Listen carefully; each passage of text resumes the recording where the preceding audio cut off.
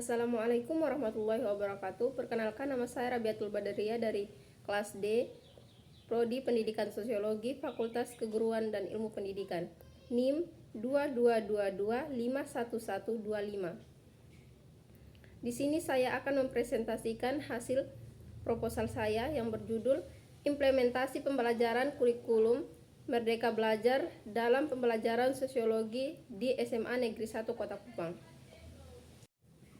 Bab 1 Pendahuluan. Latar belakang. Kurikulum adalah suatu elemen terpenting dalam pelaksanaan proses pembelajaran di semua jenjang pendidikan. Adanya kurikulum sangat diperlukan guna mempersiapkan program pembelajaran yang sesuai dengan target yang diharapkan.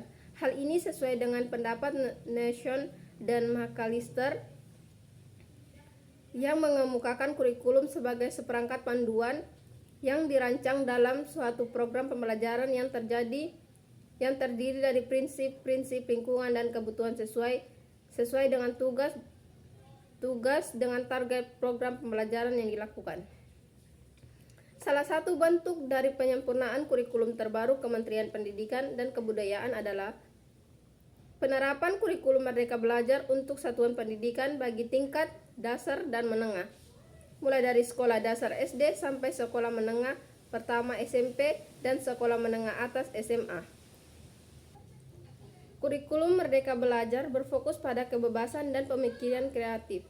Kurikulum merdeka untuk mengembangkan inovasi, kreativitas, kapasitas kepribadian, dan kebutuhan peserta didik, serta mengembangkan kemandirian dalam kenali pengetahuan melalui realitas yang ada. Kurikulum Merdeka memberikan kesempatan kepada guru untuk menyesuaikan penilaian dengan konteks peserta didik di sekolah. Dengan mengadaptasi proses penilaian hasil belajar peserta didik, guru diharapkan mampu mengoptimalkan proses penilaian secara fleksibel dan inovatif dalam menemukan penilaian hasil belajar. Namun, penerapan kurikulum Merdeka mulai menunjukkan kendala seperti peserta didik yang kurang termotivasi dan guru yang kurang maksimal dalam mengikuti kursus diklat terkait penerapan penilaian yang baik pada kurikulum Merdeka, kesulitan dengan penilaian yang kompleks, kurangnya sosialisasi terhadap guru. Perubahan kurikulum yang begitu cepat juga mempengaruhi pemahaman guru dalam pelaksanaan penilaian sesuai dengan ketentuan dalam kurikulum yang berlaku. B. Fokus penelitian. Berdasarkan latar belakang tersebut, penting untuk dilakukan penelitian secara mendalam terkait implementasi penilaian pada kurikulum Merdeka Belajar dalam pembelajaran sosiologi. Fokus penelitian ini adalah pada bagaimana mengimplementasikan sistem penilaian yang sesuai dengan prinsip-prinsip kurikulum Merdeka Belajar dalam pembelajaran sosiologi dan dampaknya terhadap proses pembelajaran serta pencapaian kompetensi siswa.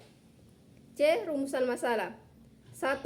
Bagaimana implementasi penilaian pada kurikulum Merdeka Belajar dalam pembelajaran sosiologi.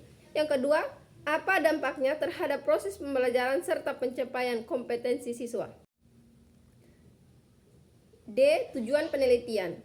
1. Untuk mengetahui implementasi penilaian pada kurikulum Merdeka Belajar dalam pembelajaran sosiologi. 2. Untuk mengetahui dampaknya terhadap proses pembelajaran serta pencapaian kompetensi siswa. E. Manfaat penelitian. Yang pertama, manfaat teoritis. Semoga peneliti ini diharapkan dapat menjadi dasar untuk peneliti lebih lanjut mengenai implementasi penilaian pada kurikulum Merdeka dalam pembelajaran sosiologi. Manfaat lain adalah sebagai bahan informasi dan pengembangan keilmuan yang berkelanjutan di Universitas Muhammadiyah Kupang. 2. Manfaat praktis bagi penulis sebagai sarana untuk menambah wawasan dan pengetahuan yang berkaitan dengan masalah yang diteliti, yaitu implementasi penilaian pada kurikulum Merdeka Belajar dalam pembelajaran sosiologi. Bab 2. Tinjauan pustaka. A. Kajian pustaka. 1. Implementasi. Pengertian implementasi. Menurut Kamus Besar Bahasa Indonesia, implementasi yaitu pelaksanaan atau penerapan, Menurut Nurdin Usman, implementasi adalah bermuara atau mengalir pada aktivitas, aksi, tindakan, kegiatan, penerapan atau budaya mekanisme suatu sistem yang disusun untuk memperoleh tujuan yang diinginkan. Implementasi menurut Joko Susila bahwa implementasi merupakan suatu penerapan ide konsep, kebijakan atau inovasi dalam suatu tindakan praktis sehingga mendapatkan dampak baik berupa perubahan pengetahuan, keterampilan maupun sikap. B. Tahap implementasi. Yang pertama, menerapkan rencana implementasi. Maksud rencana implementasi di sini ialah mengatur biaya dan waktu yang paling utama untuk menuju ke pelaksanaan sesungguhnya. Yang kedua, penerapan kegiatan adalah proses berjalannya rencana yang sudah disepakati. 3. Evaluasi, yaitu menindaklanjuti dan memperbaiki suatu kegiatan yang telah direncanakan dan diterapkan apakah sesuai dengan tujuan yang dicapai atau belum. Yang kedua, penilaian. Sutomo mengemukakan bahwa dalam proses pembelajaran, seorang guru harus menentukan tujuan pembelajaran. Setelah menentukan tujuan, guru melaksanakan pembelajaran. Untuk mengetahui keberhasilan proses pembelajaran dapat dilihat dari kemampuan peserta didik dalam penguasaan materi yang telah diberikan melalui kegiatan penelitian. Kurikulum Merdeka Belajar. Merdeka Belajar adalah suatu kebijakan yang dicetuskan oleh Menteri Pendidikan dan Kebudayaan yakni Nadiem Makarim. Ia mengungkapkan bahwasannya Merdeka Belajar adalah suatu tujuan memberikan ruang dalam pengembangan potensi pada diri peserta didik dengan kebebasan berpikir, kebebasan otonomi, dan yang diberikan kepada elemen pendidikan. Merdeka merupakan suatu kurikulum dalam dunia pendidikan yang memberikan keluasan baik bagi seorang pendidik maupun peserta didik dalam melaksanakan sistem pendidikan yang dapat dalam suatu lembaga. Menurut Badan Standar Nasional Pendidikan, pengertian kurikulum Merdeka Belajar adalah suatu kurikulum pembelajaran yang mengacu pada pendekatan bakat dan minat. Di sini, para pelajar dapat memilih pelajaran apa saja yang ingin dipelajari sesuai dengan bakat dan minatnya. Kurikulum atau program Merdeka Belajar ini diluncurkan oleh Menteri Pendidikan Kebudayaan, Riset, dan Teknologi Mendikbudristek. B. Penelitian relevan. Satu penelitian Adahlia Jatalia yang berjudul Implementasi Penilaian Kurikulum Merdeka Belajar pada Pembelajaran Sosiologi di SMA Santun Utama Pontianak. Dari hasil penelitian tersebut diperoleh pembuktian bahwa implementasi penilaian pada kurikulum Merdeka Belajar membuktikan bahwa implementasi penilaian pada kurikulum Merdeka Belajar dalam pembelajaran sosiologi di SMA sudah berjalan cukup baik. Hal ini dapat ditunjukkan dengan adanya implementasi penilaian dalam berbagai bentuk yang sesuai ke dalam setiap materi pada pembelajaran sosiologi seperti penilaian formatif, penilaian sumatif, dan juga penilaian proyek dan serta penilaian kinerja guna menunjang penguatan profil belajar Pancasila. Yang kedua, penelitian Thorik Munir yang berjudul Bentuk Penilaian SMA 5 Padang. Karakteristik utama kurikulum ini yang mendukung pemulihan pembelajaran adalah satu, pembelajaran berbasis proyek untuk soft skill dan pengembangan karakter sesuai profil belajar Pancasila. Yang kedua, fokus pada materi sehingga ada waktu yang cukup untuk mempelajari kompetensi dasar secara mendalam seperti literasi dan numerasi.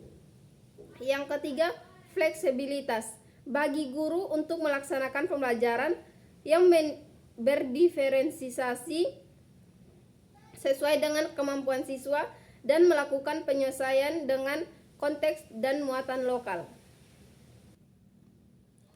Yang kedua, penelitian Thorik Munir yang berjudul Bentuk Penilaian Pembelajaran Sosiologi pada Pelaksanaan Kurikulum Merdeka di SMA 5 Padang. Dari hasil penelitian tersebut diperoleh bahwa evaluasi formatif dan sumatif digunakan dalam penilaian pembelajaran sosiologi di SMA Negeri 5 Padang. Evaluasi formatif dilakukan pada awal pembelajaran atau pada akhir pembelajaran. Dalam bentuk umpan balik. Penilaian sumatif dilakukan terhadap materi yang telah selesai disebut dengan ujian akhir semester. Pengelolaan hasil penilaian terdiri dari A. Pengelolaan hasil penelitian dalam suatu tujuan pembelajaran. Bab 3. Metode penelitian. A. Jenis penelitian. Dilihat dari tujuan penelitian, jenis penelitian yang digunakan adalah penelitian kualitatif. Metode penelitian kualitatif dilakukan pada kondisi alamiah atau langsung ke sumber data, yang mana melakukan penelitian dengan tidak menggunakan data statistik. Penelitian kualitatif lebih bersifat deskriptif dan data yang terkumpul terbentuk kata-kata atau gambar, sehingga tidak menekankan pada angka. Dalam penelitian ini, penulis menggunakan metode studi kasus. Metode studi kasus merupakan penelitian dengan karakteristik masalah yang berkaitan dengan latar belakang dan kondisi saat ini dari subjek yang diteliti, serta interaksinya dengan lingkungan. B. Lokasi dan waktu penelitian.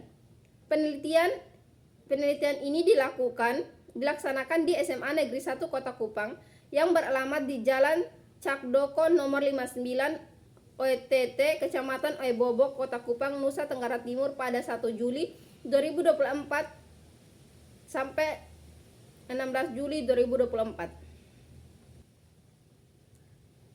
C. Subjek penelitian. Dalam penelitian kualitatif dikenal dengan istilah subjek penelitian.